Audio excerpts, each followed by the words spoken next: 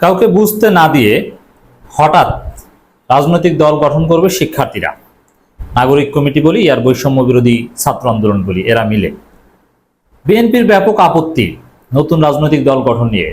নতুন রাজনৈতিক দল গঠনের সম্ভাবনা বা গুঞ্জনে বিএনপি কার্যত তেলে বেগুনে জ্বলে উঠছে, কিন্তু বিএনপি কিছু করার থাকছে না বা করার থাকবে না। নতুন রাজনৈতিক দল আসতেই পারে।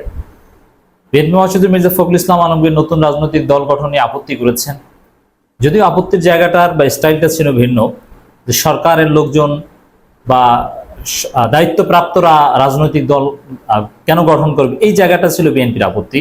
মির্জা আব্বাসকেও দেখলাম আপত্তি করতে। দায়িত্বপ্রাপ্তরা তো কেউ রাজনৈতিক দল গঠন করতে যাচ্ছে না, কে বলেছে? হ্যাঁ, তাদের একটা অভিপ্রায় থাকতে পারে যে কেউ করুক, তারা সেটা চাইতে পারে। প্রত্যেক নাগরিক, সে উপদেষ্টা হোক আর নন উপদেষ্টা হোক, যে কেউ চাইতেই পারে নতুন রাজনৈতিক দল গঠিত হোক। আর গণতান্ত্রিক যে কোনো দল, তারা নতুন রাজনৈতিক দল গঠনে আপত্তি করতে পারে না। It cannot be, it can never be, এটা হতে পারে না। তো বিএনপি এখানে একেবারেই অগণতান্ত্রিক একটা মানসিকতার পরিচয় দিয়েছে। দর্শক, এই বিষয়টা ক্লারিফাই করেছেন উপদেষ্টা আসিফ মাহমুদ। নতুন কোন রাজনৈতিক দল গঠনের অভিপ্রায় নেই আসিফ মাহমুদ। আসিফ মাহমুদের এই বক্তব্যের পর তো বিএনপির কিছু বলার থাকছে না। তারা বলে দিয়েছে, সরকার উপদেষ্টারা বলেছে যে নতুন কোন রাজনৈতিক দল গঠনের অভিপ্রায় নেই। এর মানে বিএনপির এখন চুপ থাকা উচিত। নতুন দল নিয়ে তাদের যে আপত্তি, অথবা নতুন দল আসবে, তারা ক্ষমতা আসবে, এই কারণে খুব দ্রুত নির্বাচন দেওয়ার যে তাদের একটা আর্জেন্সি, এই বিষয়টা থেকে বিএনপির ফিরে আসা উচিত বলে আমরা মনে করি। কারণ আসিফ মাহমুদ বলে দিয়েছে নতুন রাজনৈতিক দল গঠনের অভিপ্রায় নেই, এর মানে পুরোনো দলগুলো নিয়েই খেলা হবে। তবে আমি যেটা মনে করি, শিক্ষার্থীরা নতুন রাজনৈতিক দল গঠন করবে, তবে বিএনপির প্রজেক্টের সময়ের মধ্যে না। কিভাবে এই রাজনৈতিক দল সামনে আসবে, কখন আনুষ্ঠানিক ঘোষণা আসবে, এটা বিএনপিও বুঝতে পারবে না, হঠাৎ করে হয়ে যাবে। অন্তর্বর্তী সরকারের যুব, ক্রীড়া এবং শ্রম ও কর্মসংস্থান মন্ত্রণালয়ের উপদেষ্টা আসিফ মাহমুদ সজীব ভুঁইয়া বলেছেন, নতুন কোনো রাজনৈতিক দল গঠনের অভিপ্রায় নেই। বৈষম্য বিরোধী ছাত্র আন্দোলনের পক্ষ থেকে রাজনৈতিক দল গঠনের বিষয়টি নিতান্তই গুজব বলেও তিনি উল্লেখ করেন। তিনি তাহলে কি বিএনপি গুজবের পেছনে এতদিন দৌড়িয়েছে? তাই বিএনপি অনেক স্মার্ট পলিটিক্স করছে তারেক রহমান। তার মধ্যে বিএনপির কিছু কিছু নেতা যে শ্যালো পলিটিক্স করছে, তার একটা প্রমাণ হচ্ছে যে একটা গুজবের পেছনে বিএনপি দৌড়িয়ে, বরং বিএনপি যদি বলে অবরোধ ঘটিয়েছে সেটাও ভুল হবে না। কারণ দেখেন, বিএনপি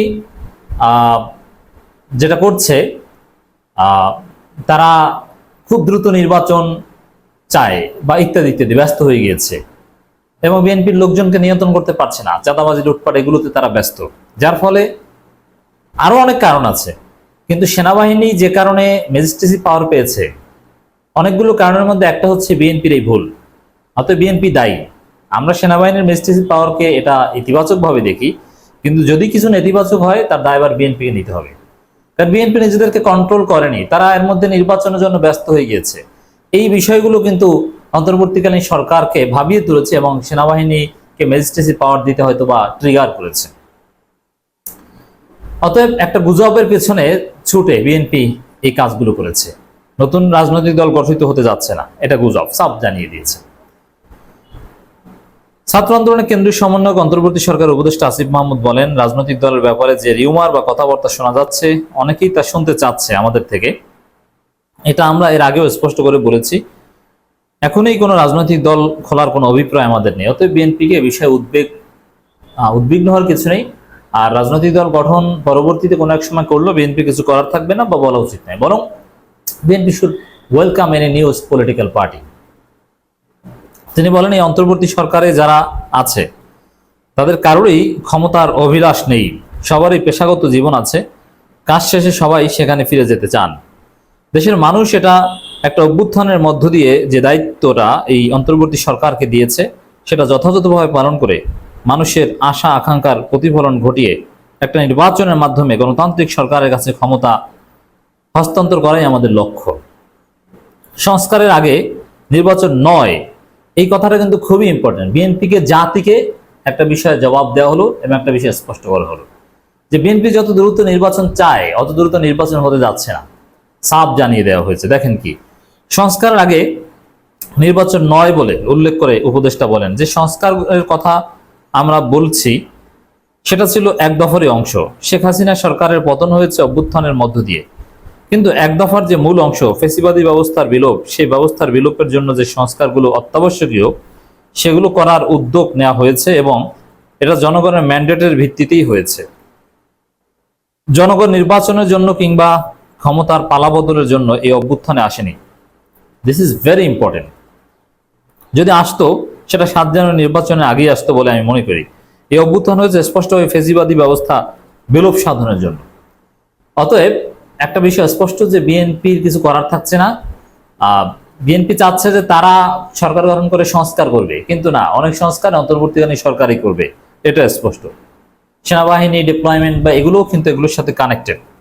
উপদেষ্টা আসিফ মাহমুদ বলেন, আমরা যদি যে ব্যবস্থাটা বিদ্যমান আছে এটা সংস্কার না করে দিতে পারি, আমরা মনে করি যে যে সরকারি ক্ষমতায় আসুক, যে কোনো রাজনৈতিক সরকারই অটোক্রেটিক একটা সিস্টেমের মধ্যে সে নিজেকে অটোক্রেটিক মানে স্বৈরাচারী হয়ে উঠতে বাধ্য হবে, এটা বলার চেষ্টা করছেন। সে কারণে আমরা মনে করি এই সংস্কারটা অত্যাবশ্যকীয়। দেশের জনগণ যেভাবে দেশকে গড়তে চাইবে, দেশ পুনর্গঠনের যে প্রস্তাবনা দেশের মানুষের মধ্য থেকে উঠে আসবে, সেটার বাস্তবায়ন করাটাই আমাদের দায়িত্ব হবে। তিনি আরো বলেন, রাষ্ট্রের সংস্কারের কাজ এগিয়ে নিতে রাজনৈতিক দলগুলোর মতামত নেওয়া হচ্ছে, রাজনৈতিক দলগুলোর সাথে বসা হচ্ছে। প্রধান উপদেষ্টা বিশেষ সহকারী মাহফুজ আলম বলেছেন, তিনি এবং উপদেষ্টা আদিলুর রহমান খান এই দুজন নেতৃত্বে আমাদের একটা টিম করা হয়েছে। এটা রাজনৈতিক দলগুলোর মধ্যে এরা রেগুলার বসবে, অফিসিয়াল বসার বাইরেও আনঅফিসিয়াল যোগাযোগ রাখবে, যাতে আমাদের মধ্যে কোনো ধরনের ভুল বোঝাবুঝির সৃষ্টি না হয়। দেশ পুনর্গঠনের এই যাত্রায় রাজনৈতিক দল সহ সব স্টেক হোল্ডারদের নিয়ে এগিয়ে যেতে পারি, সেটা আমরা নিশ্চিত করব। এখানে একটা বিষয় যে বিএনপিকে ম্যানেজ করার একটা বিষয় আছে। It's very tough to manage BNP, but অন্তর্বর্তীকালীন সরকার has been trying their best. তো দর্শক, এই আসিফ মাহমুদ এবং মাহফুজ আবদুল্লাহর বক্তব্যে অনেক কিছু স্পষ্ট হয়েছে। আসলে কি ঘটতে যাচ্ছে, তারা কি করতে যাচ্ছে, নতুন রাজনৈতিক দল নিয়ে কি হতে যাচ্ছে, বিষয়টা কিন্তু আসলে একটা চমক হিসাবেই থাকছে।